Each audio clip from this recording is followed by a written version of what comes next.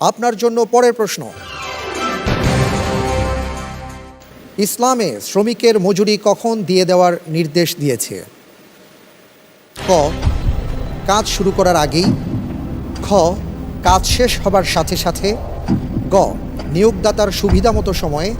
ঘ, কাজ শেষ হবার কয়েকদিনের মধ্যে।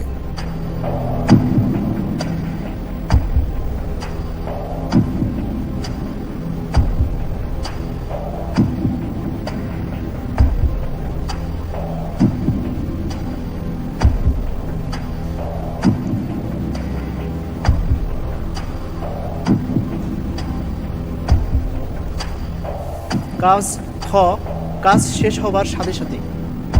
বুঝে শুনে বলছেন? জি লক করে দেব? জি। ফ্রিজ করে দেওয়া হোক। খ, কাজ শেষ হবার সাথে সাথে। আপনি যে উত্তরটি দিয়েছেন, আপনার উত্তরটি সঠিক হয়েছে। এ প্রসঙ্গে রাসূল সাল্লাল্লাহু আলাইহি সাল্লামের সরাসরি হাদিস রয়েছে।